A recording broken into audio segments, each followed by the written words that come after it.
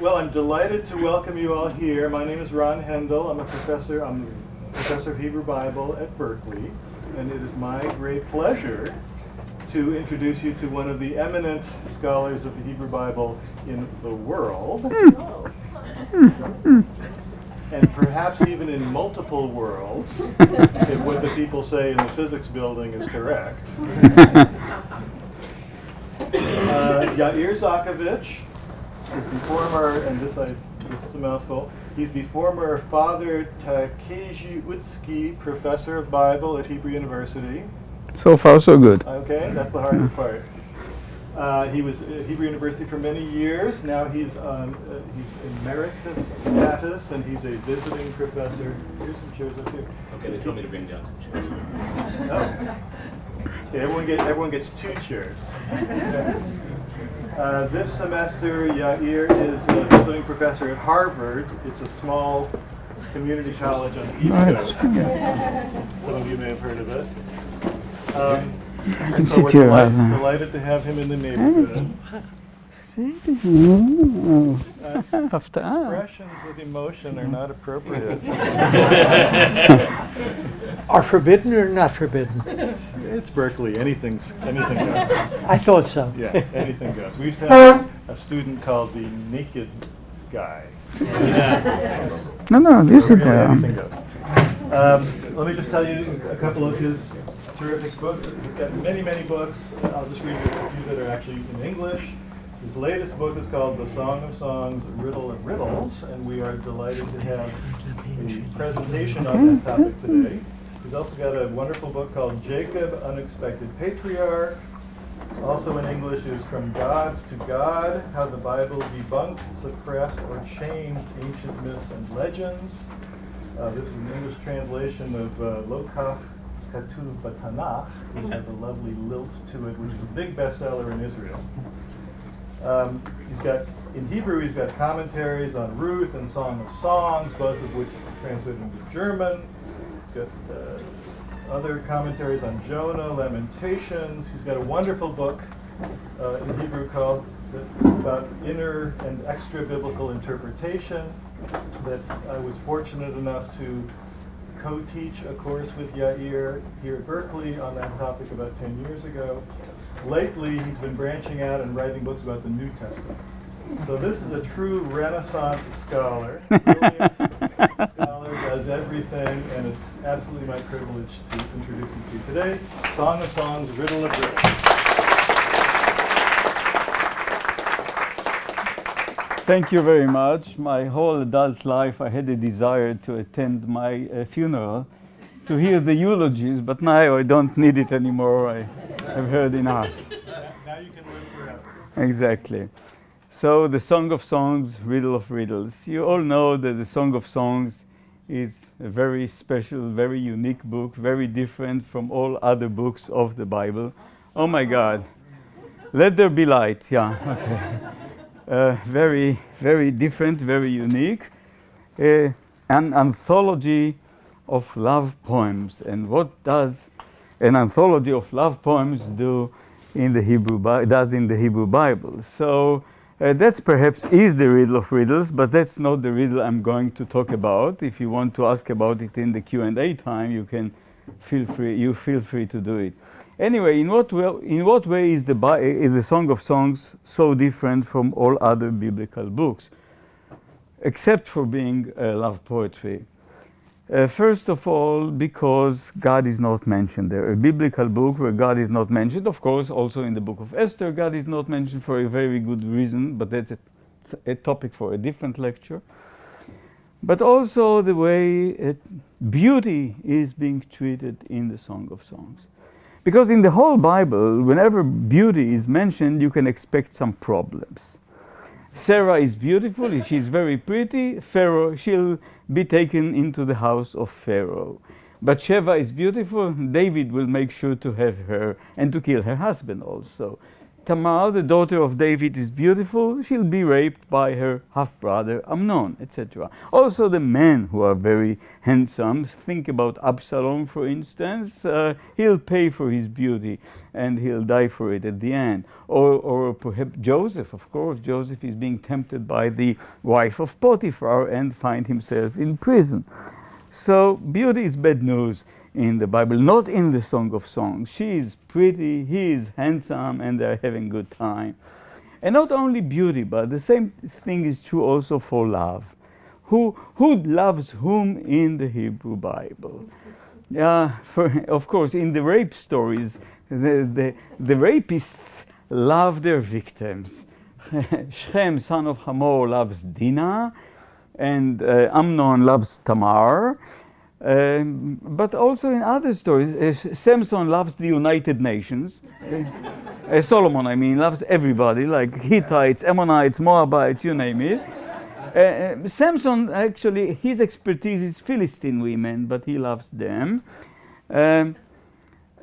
Also, when you have like kosher type of love, somebody is going to suffer. Jacob loves Rachel, Leah is going to suffer. Elkanah loves Hannah, Peninnah is going to suffer. And there is only one woman in biblical narrative who loves a man, and that's Michal, the daughter of Saul. She loves David, and it's even mentioned twice that she loves David. And David, well, for him, he finds it quite an appealing idea to get married to her because it gets him closer to the throne. But he doesn't love her. Actually, David doesn't know how to love a woman at all. So love is actually very sad in the Hebrew Bible, except for in the Song of Songs. He loves her, she loves him, and they are both very happy. And actually, if you think about it, also in the Hebrew Bible, there are no descriptions. We never know how different characters look like. We know that Sarah was pretty, but we don't know if she was fat or she was thin or whatever. There are no descriptions at all, neither descriptions of nature, nor description of human beings. Here and there you have one detail, when that very detail is important for the plot of the story. We know that when Esau was born, he was hairy. He looked like a poodle, actually, more than like a baby. And that's also very important for the way he's actually described later on. The guy has no manners. He also behaves like a beast in a way. In the Song of Songs, we have detailed descriptions, all these wasps, these descriptive poems, the descriptions of the female body, one description of the male body, descriptions that usually they start here and go down. Sometimes they, for some reason, stop at the breast and they don't continue. Sometimes they continue even further down. And one description is actually going up. In chapter 7, you have a description of the dancer, and with her we start from her feet and go up. But anyway, the Song of Songs is different, unique for having descriptions. Another major description difference between the Song of Songs and the rest of the Bible is actually the relationship between men and women. The Hebrew Bible, I'm very sad to tell you that he's a male-oriented book. What can I do about it? People blame me. I'm not responsible for it. But of course, if you think about it, Adonai ish milchama, even God is a man of war. And all the characters, the patriarchs of Israel, and of course then Moses and Joshua and the judges and the kings and the prophets, most of them are men. Here and there, the center of the stage is being given to a woman, but that's always for a very good reason, mostly in order to humiliate some man who deserves being humiliated. In the Song of Songs, they are totally equal. If, for instance, in Genesis, when the woman is being punished in the Garden of Eden, and she is being told, Elishech teshukatech v'hu yimshol bach, your desire is to your husband and he'll rule over you. In the Song of Songs, Ani ledodi ve'alai teshukato. I am my beloved and his desire is for me. Total equality. And actually, as they used to say, all people are equal, but some are more equal than the others. In the Song of Songs, the women are actually much more important than the men. First of all, statistics. Statistics for humanities is very easy. You just have to count words. And the women in the Song of Songs speak twice as much as the men. But that's nothing surprising. But what's much more important, that whenever we have dialogues between men and women, most of the times the women have the last word. And they are much more daring and much smarter than the men. And that's quite important. The Song of Songs is also very unique in the atmosphere. It's a dreamlike atmosphere. We have dreams, we have night dreams, and all dreams are the woman's dreams. In the rest of the Bible, of course, only men are dreaming. You can get the impression that women never dream. We have the dreams of Jacob, or of Joseph, of Pharaoh, of you name it. In the Song of Songs, the women are dreaming, and they have also a lot of daydreams. And anyway, you never know what's going on there. Did it happen or it didn't happen? Did they make love or they didn't make it? You'll never know. And that's the beauty of the atmosphere of the Song of Songs. And in the Song of Songs, and that's something I'm going to talk about, we have some kind of riddles.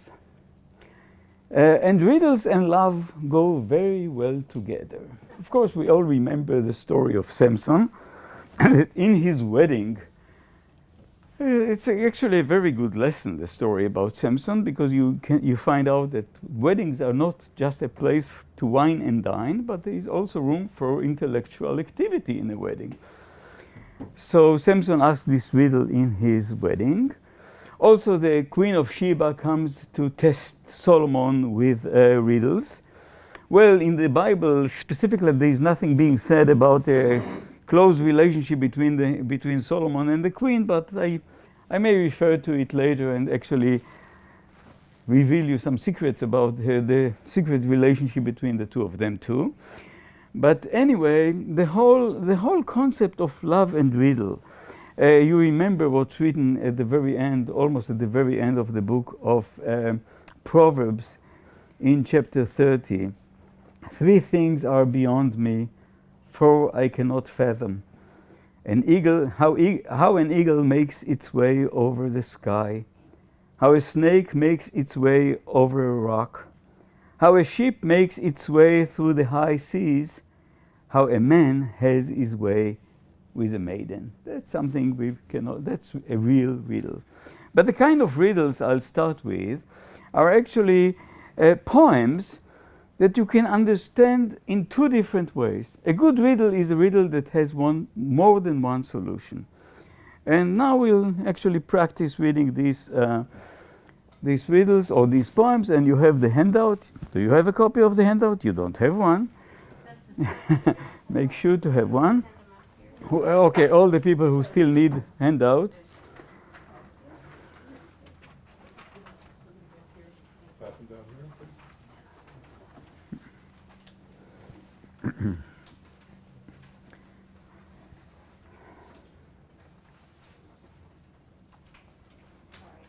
Okay, we all have them now.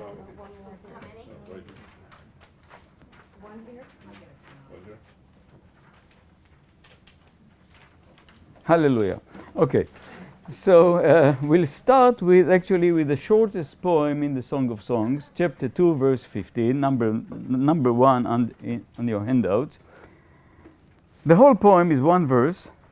Catch us, foxes, or catch us the foxes. We'll talk about it. The little foxes, the twin vineyards, and our vineyards are in bloom. Just imagine that you find this verse not in the Song of Songs, but perhaps as a writing on the wall or on a bumper sticker where it has no context. And what are you going to do with it? What is it about?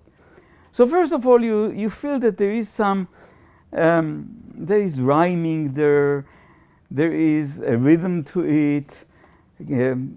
Repetitions, words are being repeated. If I read it in Hebrew, it sounds even more clear.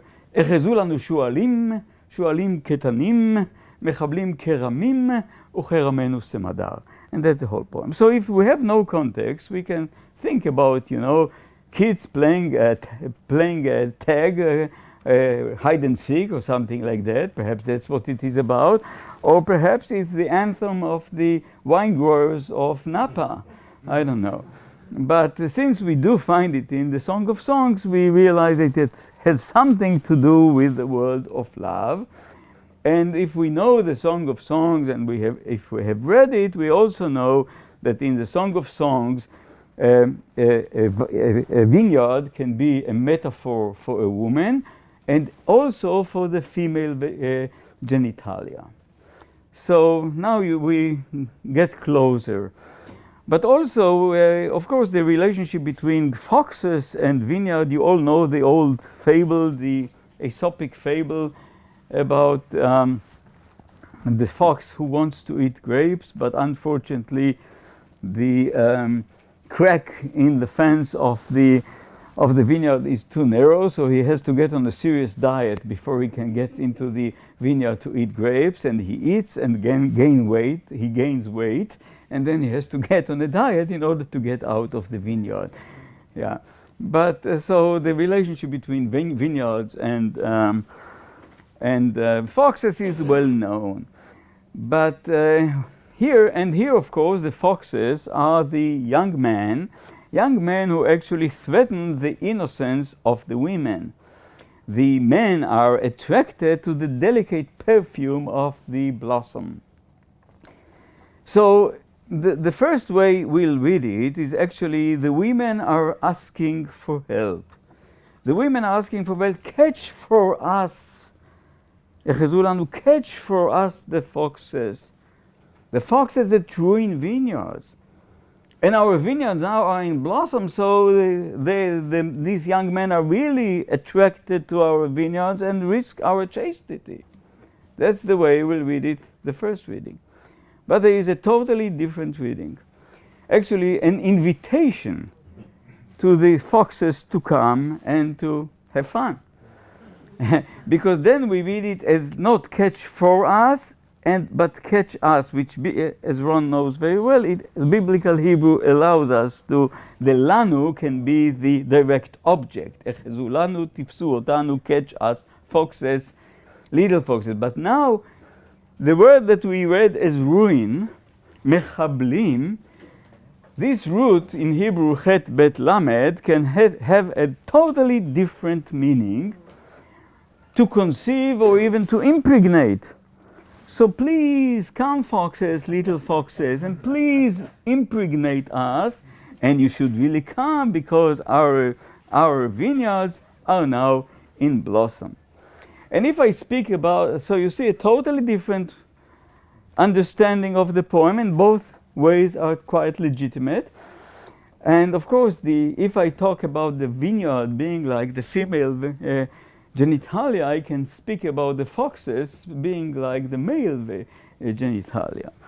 And then little foxes, think about little foxes. Actually, little foxes are more dangerous than big foxes because they can penetrate. As we said, they can get through the fence of the vineyard. And in Ron, it's a serious lecture. Why are you laughing? Anyway, little. The word little appears in the Hebrew Bible in the story about Jeroboam and Rehoboam in 1 Kings chapter 12, when the Israelites, the trade union of the Israelites, asked King Rehoboam to ease the burden on their shoulders. And King Rehoboam told them, my little one is thicker than my father's loins. So my Bible teacher told me that the little one is this little finger of mine, but of course she was wrong. It's something more in the area that is behind the podium now. Yeah.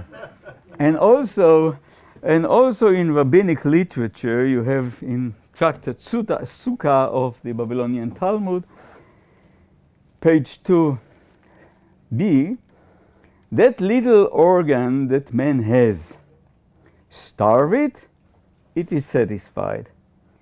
Feed it, it starves. Now, if I get to a woman and tell her, how can you behave like that? How can you invite the foxes to have sex with you? She'll tell me it's all in your head. I meant the other interpretation of the poem. Okay, so you see a poem that has more than one meaning. Another one. The other one, the number 2 on your handouts, is actually a monologue of this woman, a village girl that comes to the big city, to Jerusalem, and she feels like, and this poem is full of tensions. Tension between the village and the big city, between her, the only village girl, and all the girls of Jerusalem who are there. And of course, we'll see that there is also tension between her and her brothers. And you know that brothers, big brothers in the Middle East, have to take care of their sister to make sure that the sisters don't do anything that may actually bring shame to the honor of the family. So this whole poem is actually 2 verses. In the first one, she talks about the way she looks. And in the second one, she actually asks them not to criticize her for the way she looks. So the first way to read this poem is actually, to understand it as if she's apologizing for the way she looks.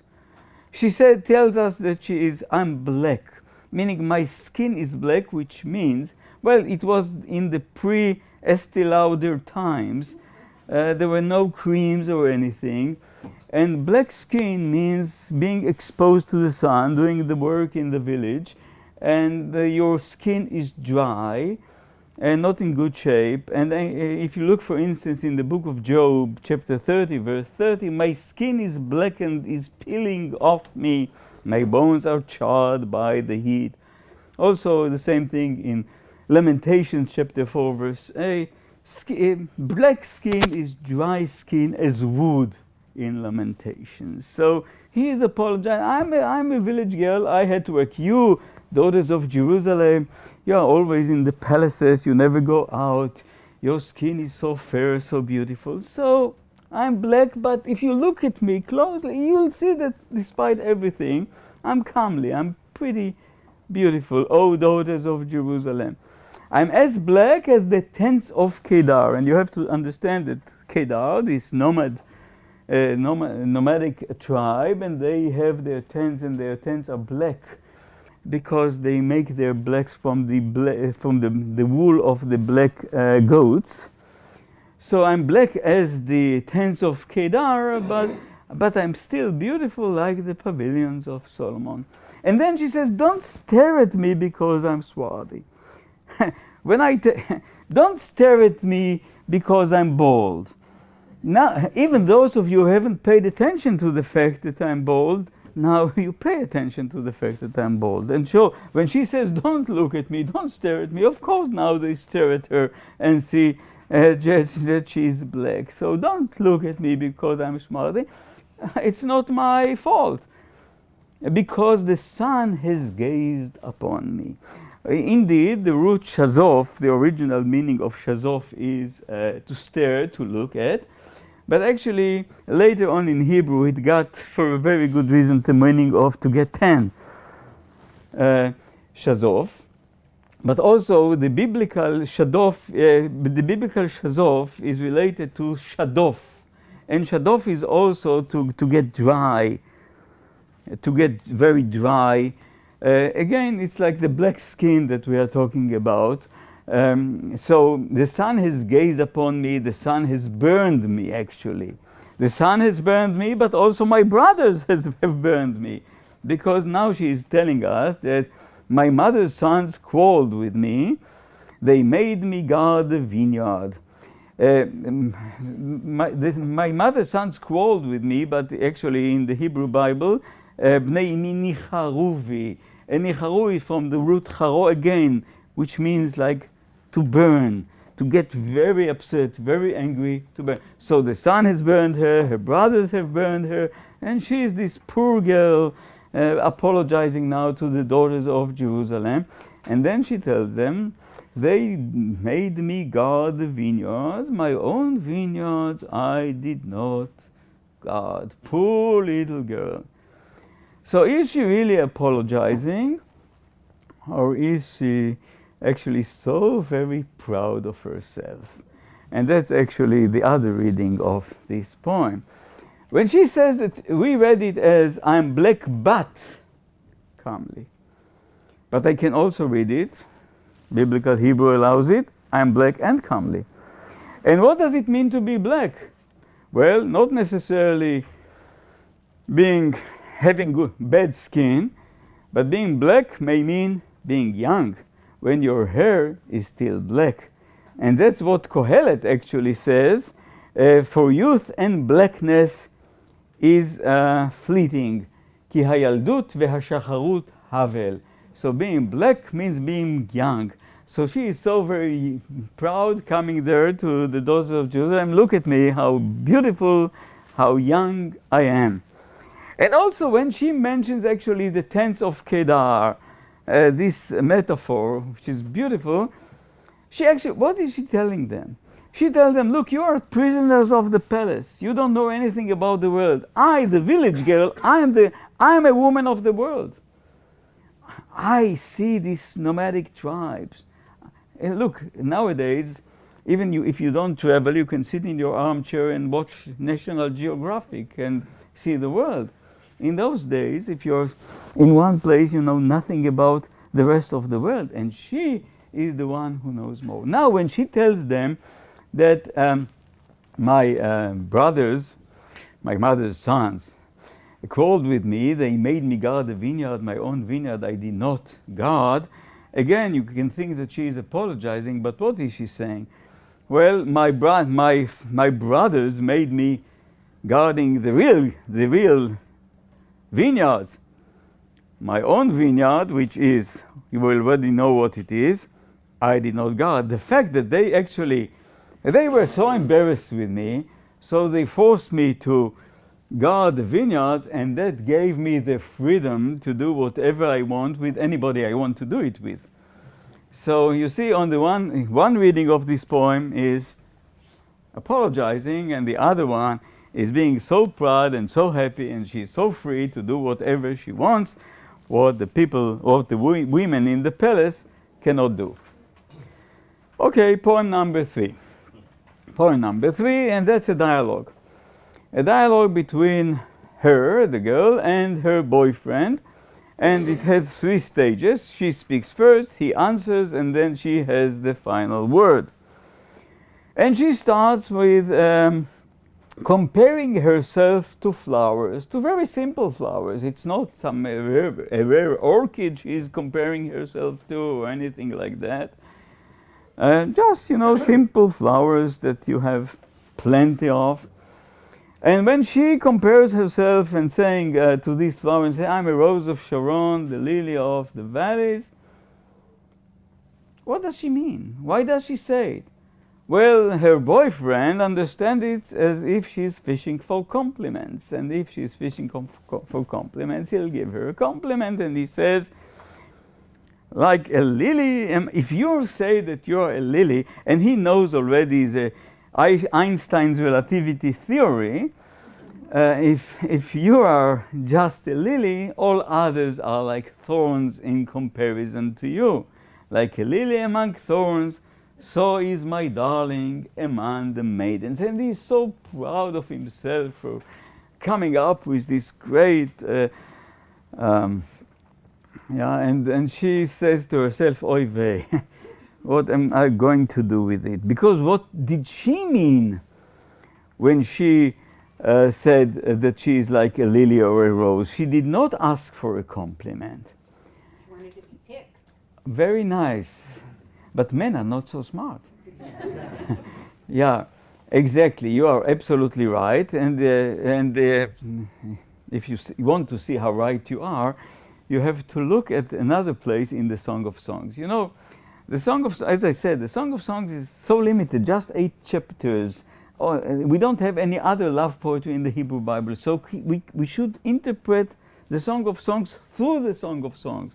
Our best way to interpret the Song of Songs is using other poems within these books. In chapter 6, verses 2 and 3, the girl is telling her friends, her maid, again, the daughters of Jerusalem, my love has gone down to his garden, to the beds of spices, to graze in the garden, and to gather lilies. My beloved is mine and I am his. He grazes in the field of lilies. So she really wants to be picked, and he did not understand it. So what should we do? Should she do now? One option is to tell him you are too stupid for me. But he's her only boyfriend. So she tries to be nice. So you gave me a compliment, I'll give you a compliment, a very similar compliment. So she says to him, like an apple tree, and apple is like the fruit of love in the Song of Songs, like an apple tree among the trees of the forest, so is my love among the young men. Well, first of all, she gave him a better compliment than he gave her, because he compared the other to thorns. She's just better in comparison to thorns. She compares him. He's better than the forest trees that have some use for the wood. At least we can use them. But then she doesn't stop there, because now she's telling him, hopefully understand, now in his shade are delighted to sit. His fruit is sweet in my mouth. Meaning, stop talking, let's make love. That's what she's telling him. But he's doing it in such a nice, elegant way. And so he did not understand the riddle at the beginning of the poem, but she found her way at the end of the poem to invite him to do the real thing. Okay, now the next one. Next one is again a dialogue. And again, the last word is hers. He starts and says, you who sit in the garden, friends, listen to your voice. Let me hear it. And she says, flee, my beloved. Be like the gazelle or the young stag on the hill of spice. So, already when I start reading this poem, I'm a little intrigued, because that's the very end of the book. And if she tells him to flee at the end of the book, that's not the way an Egyptian movie should end, you know. You don't know Egyptian movies. That's a very popular genre in Israel. It's always about love, and in the end the lovers are together and everybody's weeping and watching it. So the end of this poem, he flees, they are not together, what's going on? So perhaps we don't understand it. We'll have to try better than that. Anyway, from his words it becomes very clear that she is in the garden, she is the garden, and she is in the garden, and he's out there, which is typical to the Song of Songs. There is another poem in chapter 4, verse 12 to chapter 5, verse 1, which is like the reverse story of the Garden of Eden, when he is out and at the end and he can't get in, and at the end she invites him to get in, and he is in the garden, which is really beautiful. Anyway, so he is out there, and he cannot get in, and he comes with his friends, and he's so proud of his girlfriend. They cannot see her, but at least they can listen to her voice. So he says, well, friends, listen to your voice. Friends, he doesn't say my friends. Friends, our friends if you want. He's very careful. And he says, let me hear it. Meaning you're not going to sing for them. You're going to sing just for me. It's fine. By the way, but what's translated here as let me hear it can be also be translated as command me. Hashmiini, command me. Like for instance in 1 Kings 15:22, when King Asa tells all the people there, then King Asa, Hishmiya, commanded all Judah with no exception, etc. Hashmiini, command me. You want me to command you? I'll command you. And what's her command? Flee, my beloved. This poem should remind you of the story of the beginning of the book of Esther, when King Ahasuerus is so very proud of his wife Vashti, And he wants all the people to see how beautiful his wife is. And of course, she's a feminist. She's very upset. And she won't show up. Same thing here. You want me to sing for your friends? Ha ha, flee. On the one hand, she tells him to flee, run away.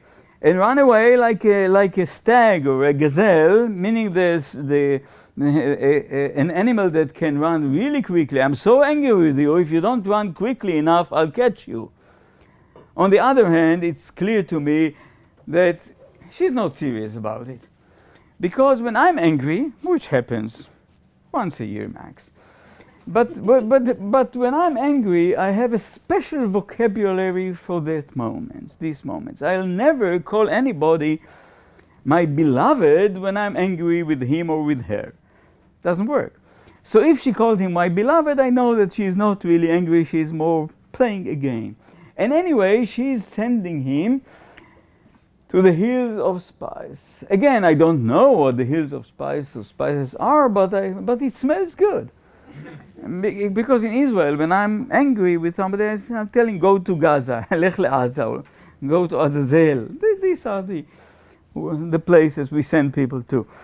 But to the hills of spices, it actually sounds great. So what's going on here? So perhaps we'll have to try a little better. What does she mean by sending him to the hills of spices?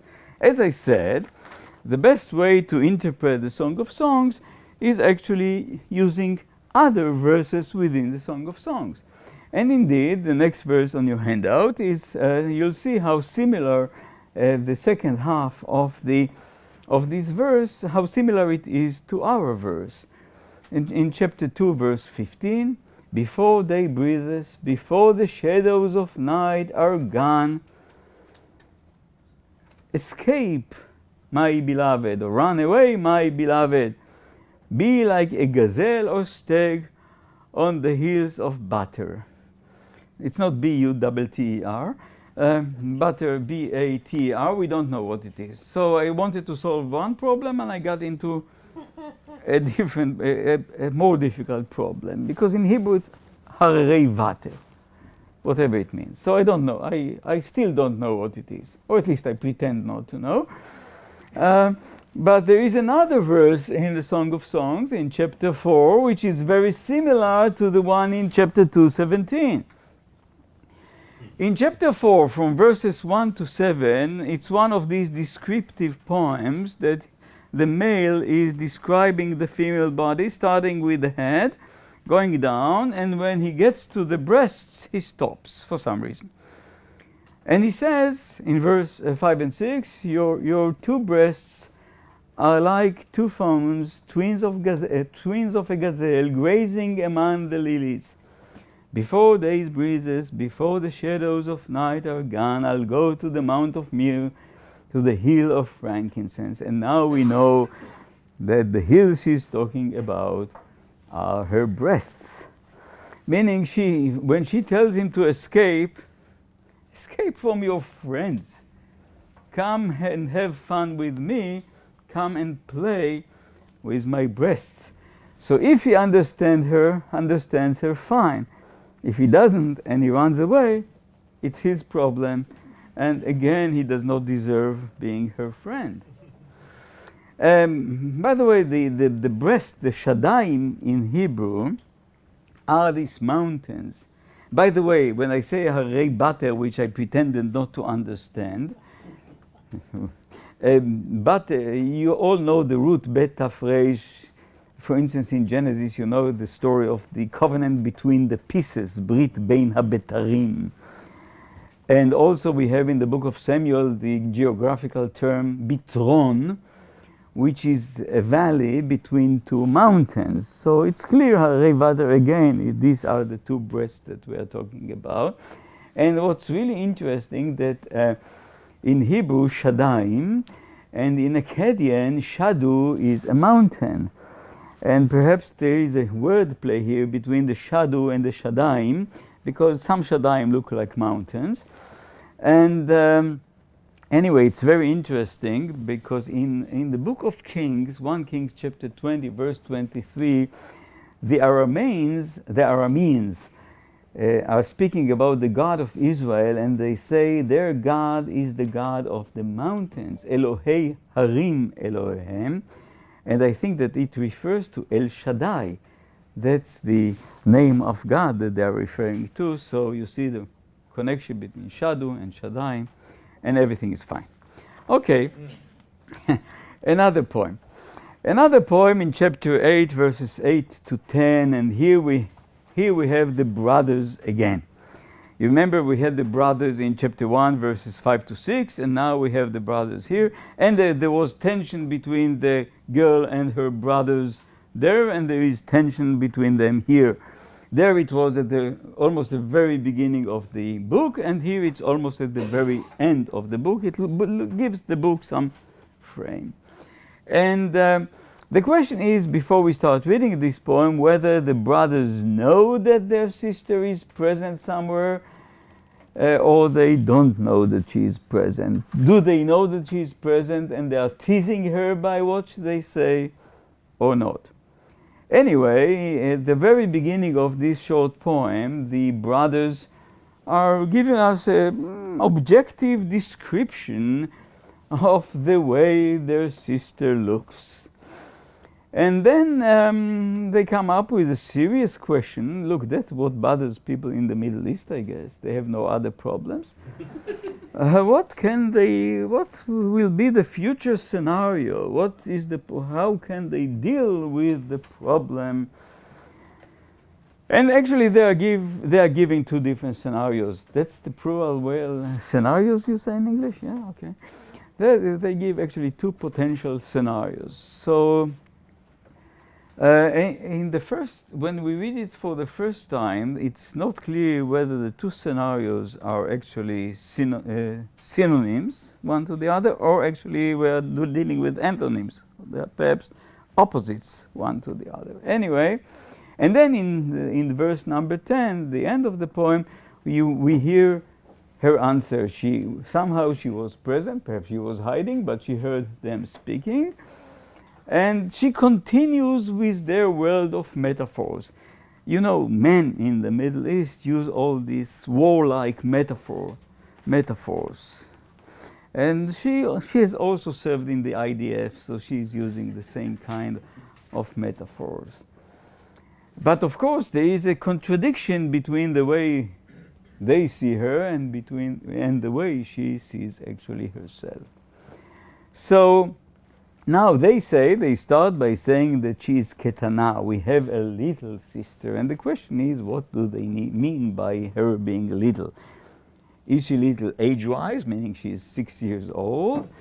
Or perhaps she has not developed yet the signs of sexual maturity, which makes more sense. Like in Ezekiel chapter 16, verse 7, you get the description, and you contained to throw until you attained to womanhood, until your breasts became firm and your hair sprouted. Anyway, it looks as if the brothers are really worried about their sister, who doesn't show any signs of maturity, and what will happen, God forbid, if somebody will come and wants to marry her. She'll be spoken for marriage. What should they do? So now they are very creative, and they come up with some possible solutions to the problem. The first one, if she is a wall. And what im chomahi. And you see immediately the warlike imagery, talking about defense and walls, etc. But what do they actually mean by im chomai? So one way is to understand it. She really cares about her chastity, and she protects herself, and she won't let any stranger to invade. Very nice. But on the other hand, since they have said that their sister Shveshadaim enla and breast she has not, perhaps they refer to her being flat.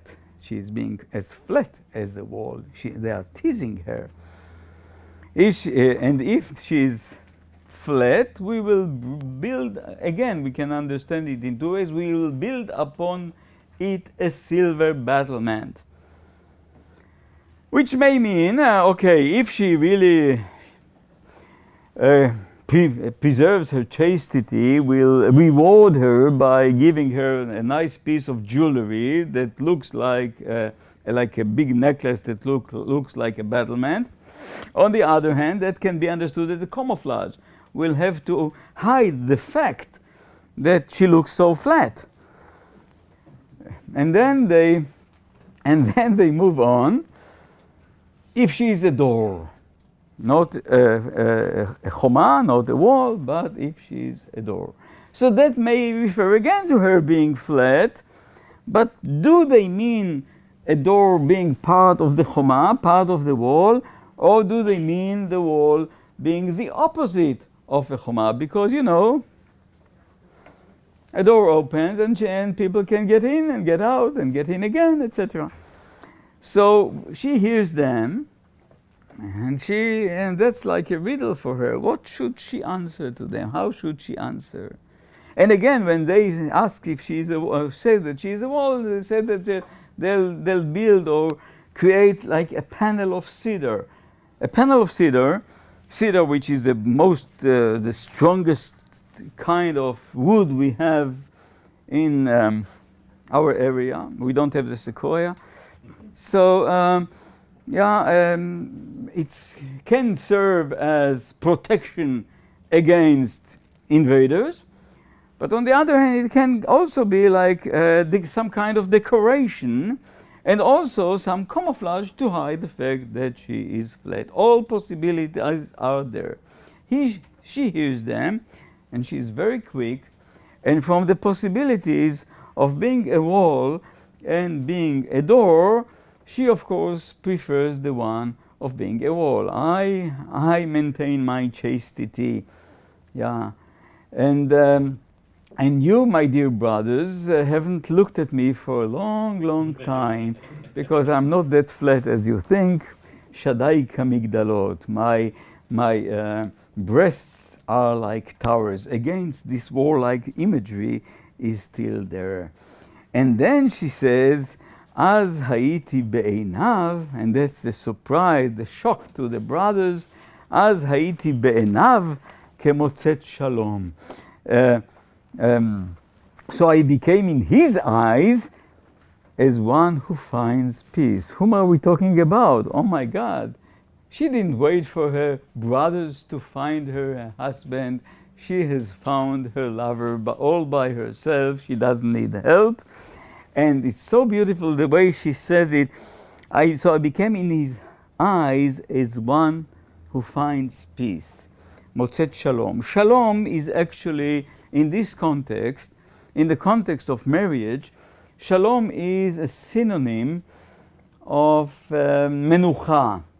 And you all remember in the book of Ruth when Naomi is saying to her daughters-in-law that she would like to see both of them have menucha, have rest in the house of their husbands.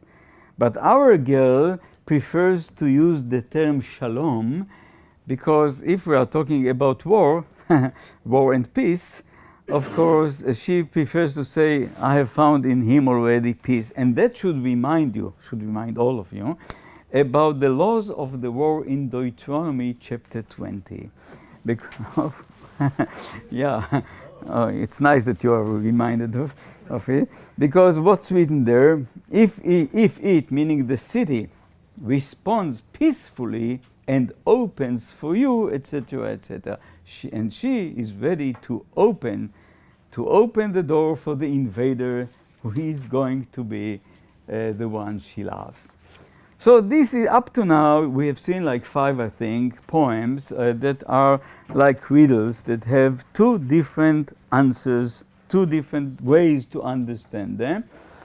And in all of them there is some tension between the lovers, between the girl and her girlfriends, between the daughters of Jerusalem, between her and her brothers, etc. But it's all with a big, big smile. In all these poems, sense of humor actually plays a very important role. And I think that a smile and optimism help in an erotic context. it makes it easier both for the lovers and for the readers. Now we can move on to a second type of riddles, and that's section B. Section B, actually, there are three questions very similar to one another that appear in different places in the Song of Songs. Chapter 3, verse 6. Who is she that rises from the desert like columns of smoke, in clouds of myrrh and frankincense, of all the powders of the merchant? And then you have two more, one in chapter 8, verse 5a, Mizot ola min hamidbar mitrapeket al doda, who is she rises from the desert leaning upon her beloved. And also in chapter 6, verse 10, who is she that looks out like a dawn, beautiful as the moon, radiant as the sun, awesome as bannered hosts? Three questions that have no answers. And the question is, why do we have questions that have no answers? And actually, let me reveal a secret. The second one actually has an answer, but the answer appears before the question. And how did it happen that in the second one, the answer appears before the question? We'll get to it. I want you to be tense a little, curious a little. I'll get to it. Anyway, let's just for a moment start with the first one, that the one in chapter 3, verse 6. Because this one, which is, you can smell all the perfumes in this one. She's coming and as in columns of smoking clouds of myrrh and frankincense, all the powders of the merchants, which are all these perfumes. And this very verse actually breaks the natural continuity between the first poem in chapter 3 and the second poem in chapter 3. The first one in chapter 3, you can read it tonight when you are back home. That's my assignment for you tonight. So the first one is about a girl who looks for her beloved one in her bed. She doesn't find him, and she's brave enough to go out in the middle of the night into the city, which these girls don't do usually. And she's not even afraid of the guards who are in the city, and she meets them, etc., until she finds the one she loves. She's very active. She grabs him, and she brings him home. The Right.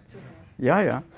And the second poem is about King Solomon, who is actually a sissy, who is totally passive, who is afraid.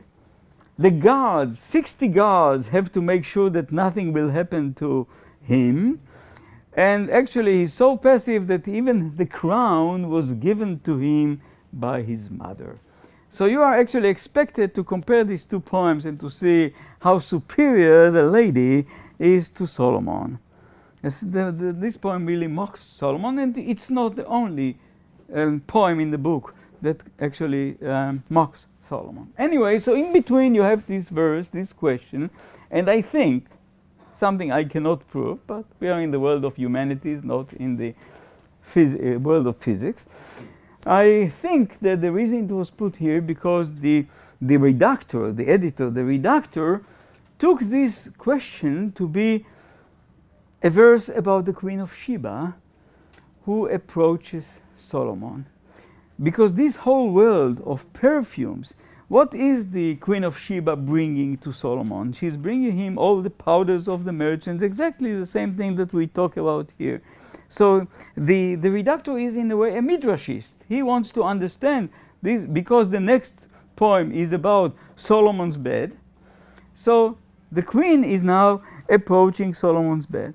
And I promised you 16 minutes ago that I'll tell you something about the relationship between Solomon and the Queen of Sheba. Again, in the Bible, there is nothing about it or nothing overt about it. But I have this tendency of being like a literary archaeologist, to look for traditions, pre-biblical traditions. And sometimes you find the pre-biblical tradition again in the post-biblical world. And you know very well that later on, For instance, in the Targum Sheni to Megillat Esther, you have the tradition of the two of them having a relationship, and also, of course, in the national Ethiopian epic, the Book of the Glory and of Kings, the son Menelik, the first king of Ethiopia, was the son of Solomon and the Queen of Sheba, and anyway. Even when you read the story in the Book of Kings, there is one verse that intrigues me a little, because it's written there that King Solomon in turn gave the queen everything she desired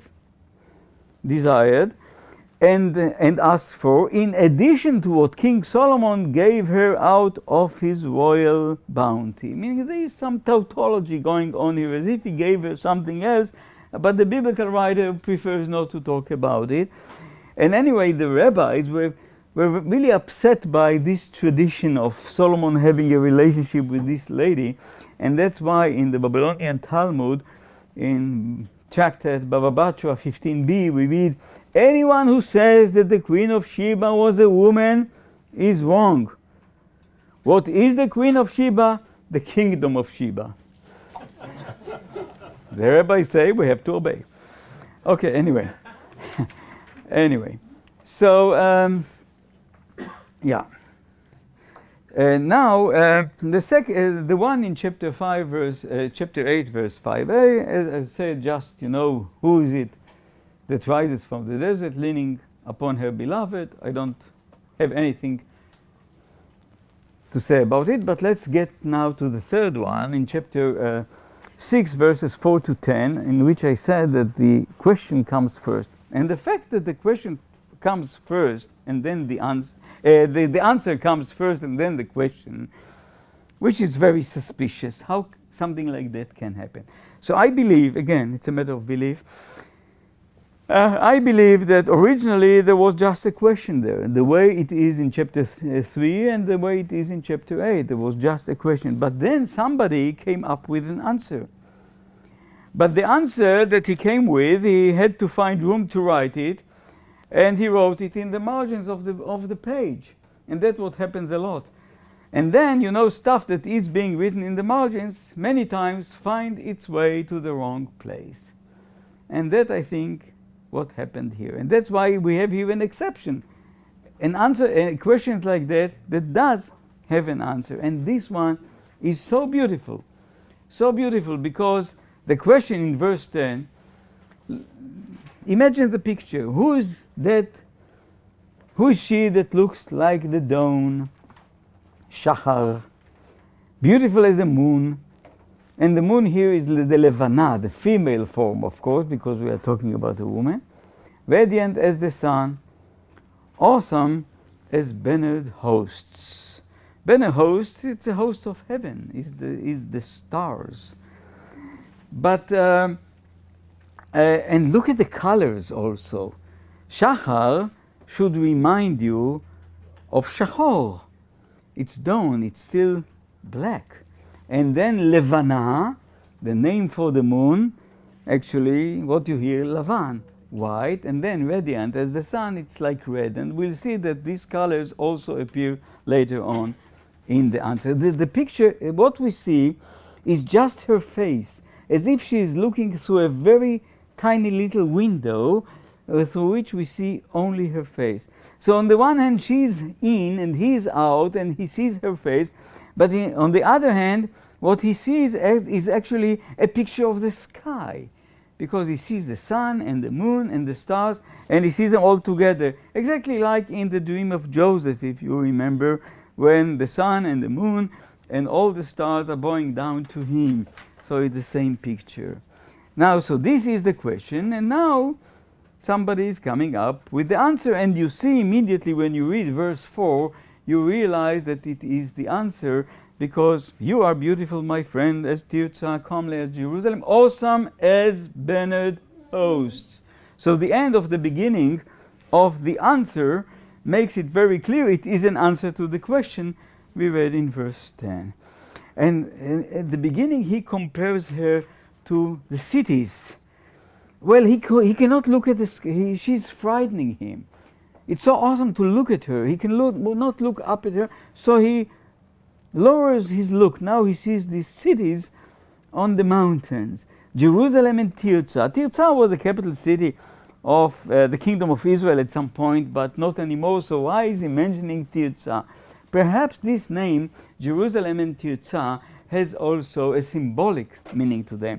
He is has like an etymological explanations of this name. Tirzah from the root ratzor, the desired one, and Yerushalayim from the root shin lamed mem, being perfect, shalem, perfect. And when he continues with his answer, we'll see that he thinks that his beloved one is so very perfect. And then he goes into describing her face, because we said he sees only her face. Turn your eyes away from me, for they overwhelm me, as we said. Your hair is like a flock of ghosts streaming down from Gilad. And of course, her hair is black, like the black wool of the goats. Your teeth are like the flock of ewes, and they are white, coming up from the washing pool, all of them alike, and none has lost her young. Meaning having perfect teeth in those days for a grown-up is without orthodontry or anything like that is really a miracle. But anyway, you see on the one hand we see the movement going downwards of the hair, and then when the ewes are coming, the movement is upwards. And then he continues, like a piece of pomegranate, your cheek behind the veil.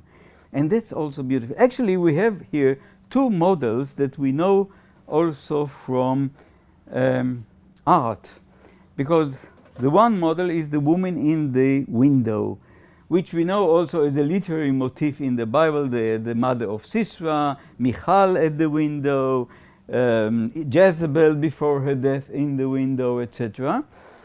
But also in art, in Phoenician art, the woman in the wall, something well known to us, not just in Phoenician, also in Mesopotamia, etc., etc.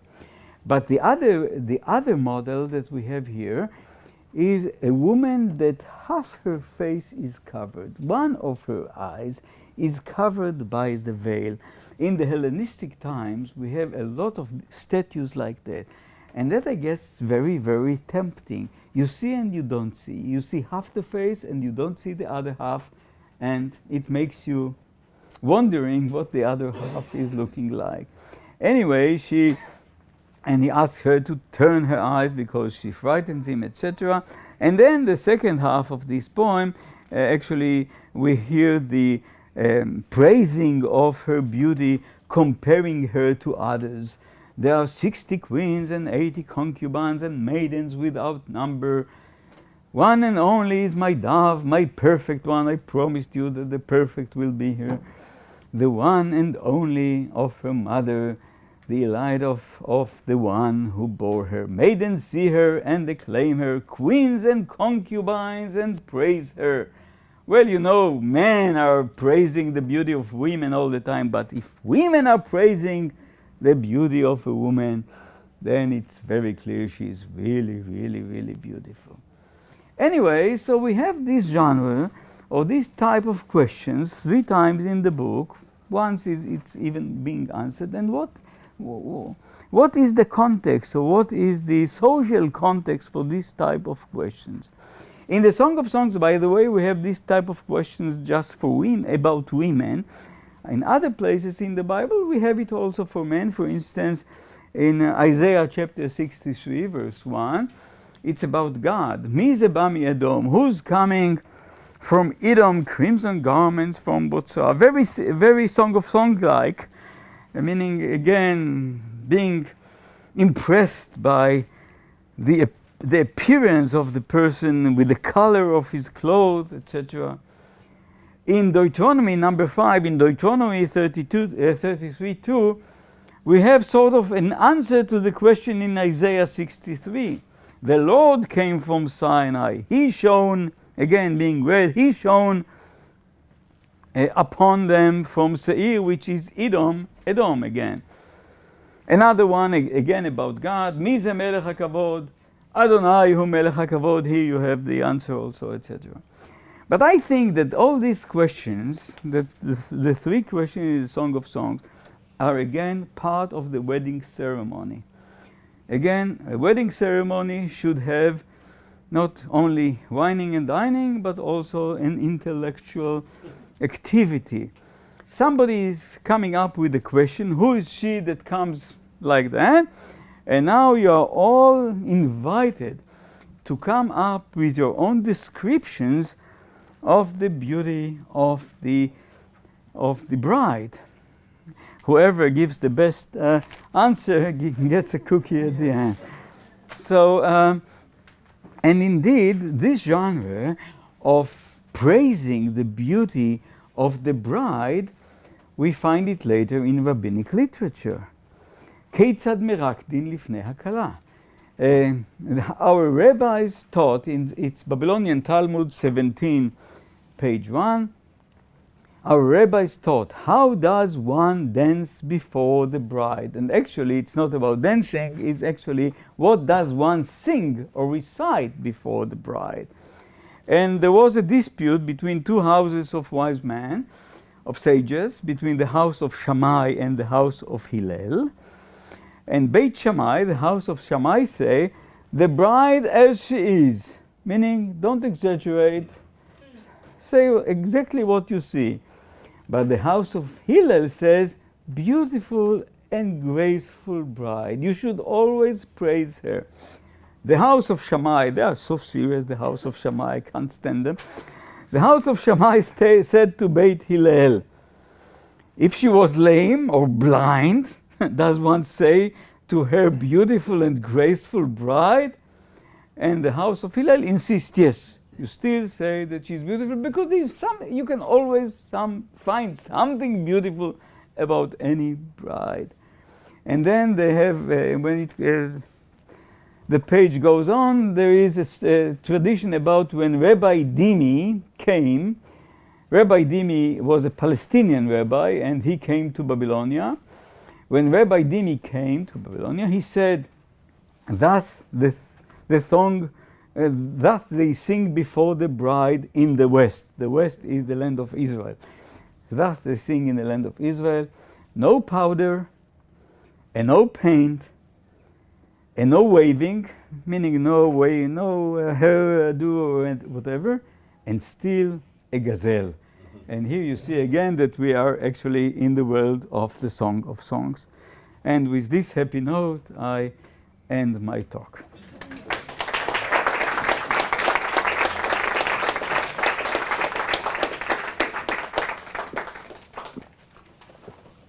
I'd like to open the floor for questions, but keep them clean.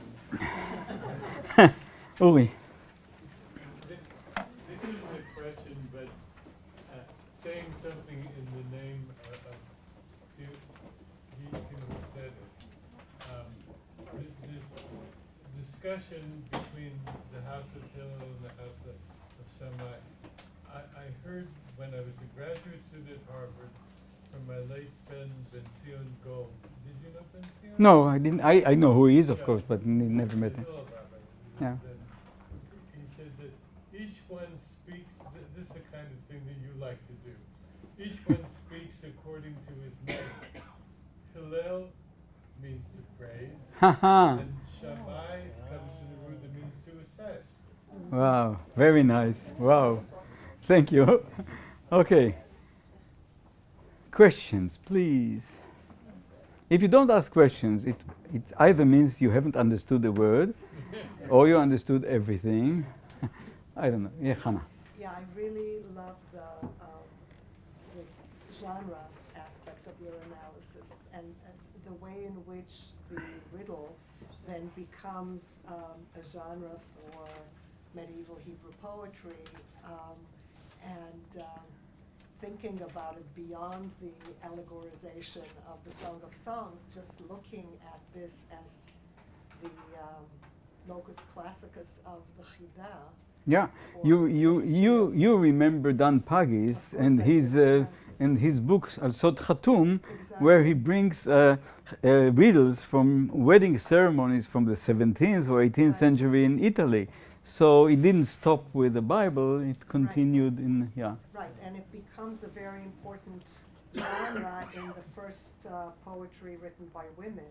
Yeah. Rachel Morpurgo, Right. of course, has to use riddles because she cannot say directly Right. what she means. Yeah. And Tova Cohen shows beautifully how it works. Right. Thank you.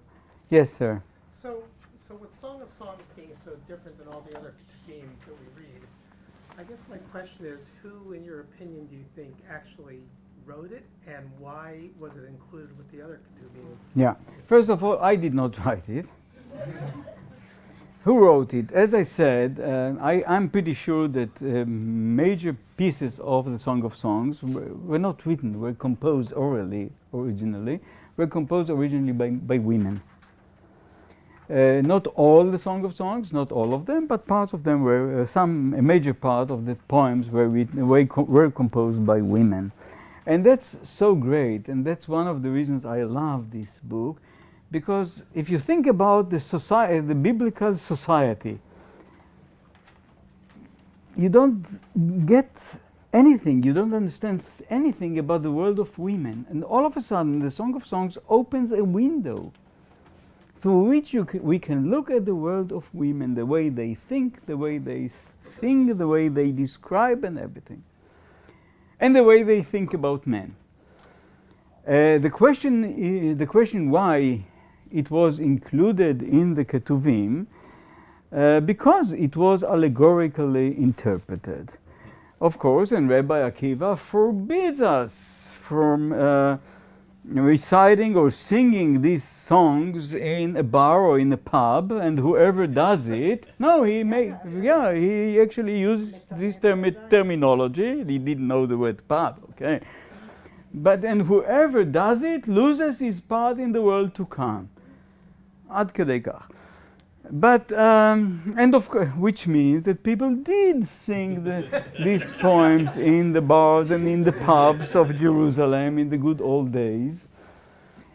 So, but did Rabbi Akiva just came up one day, one morning, he woke up, wow, I have a great idea how to fool them all. Let's interpret it allegorically, and then we can include it in the Hebrew Bible? Of course not. The answer is no. Which means that people interpreted this Song of Songs allegorically in a much earlier stage. Actually, I'm going to say something which may sound stupid. I think that people started interpreting the Song of Songs allegorically because before the Song of Songs came into being. Meaning, some of the poems that later made their way into the Song of Songs were interpreted allegorically by the prophets of Israel.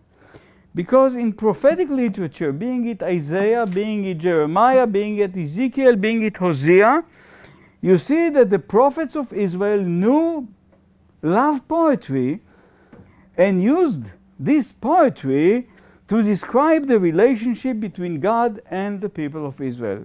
One very clear example, the book of Isaiah, chapter 5, the Song of the Vineyard, Kerem haya li didi, beval hamon, etc. So my beloved one had a vineyard, etc. In Song of Songs, chapter 8, verses 11-12, you have this poem, Solomon had a vineyard, etc., etc. And both poems, actually, the one in the Song of Songs and also the one in Isaiah, is about the special relationship between the owner of the vineyard and the vineyard itself, and etc., etc. Something else which is very interesting, you know that Solomon had two names. His other name, which was given to him when he was born, is Yedidia. So when I say Kerem Hayali Didi, I really play on the other name of Solomon. So it's clear, And Isaiah alludes to this poem also in another place. And he is talking about the relationship between God and the people of Israel. And also, for instance, when Hosea in chapter 2 talks about his wife, meaning the people of Israel, who runs after her lovers, meaning the other gods, but she cannot find them. ורדפתם ולא תמצאם. She doesn't find them. Exactly like the one in the poem, chapter 3. She's looking for her lover and she doesn't find him. And there are many more examples like that. So the prophets and God actually complains to Ezekiel in chapter 33 that, you know, people don't take you seriously. You come up with your prophecies and they think that you are singing to them erotic poetry, shirei agavim, because he is using love poetry to describe the relationship between God and the people of Israel. So already you see that before the anthology of love poetry was at least finalized in the Song of Songs, prophets of Israel, have already interpreted Song of Songs allegory. So Rabbi Akiba did not invent anything, but there were two parallel lines of interpretation. There was a pshat interpretation, the literal interpretation, which is, of course, the appropriate interpretation, because this poetry was created as love poetry between young men and young women. But quite early, there was another stream of interpretation, the allegorization of the poems. And that's what, of course, that's a stream that Rabbi Akiba liked, and it's quite possible that the anthology was finalized and brought into the Bible because people took the allegorical interpretation so seriously. Okay. Let me thank Yair for gracing us with his presence, despite the fact that he clearly has no place in the world to come, according to Akiva. I just want to say, as a biblical scholar, it's always such a delight to have him here. He always blows my mind about books that I know really well, and he just blows my mind. The like springs are coming up. Yeah, the idea that the Rose of Sharon part is a riddling contest between the two lovers is a brilliant idea, and there's so much. It's a tour de force to have him here. So I just want to thank him and thank you all for coming. Thank you, my friend.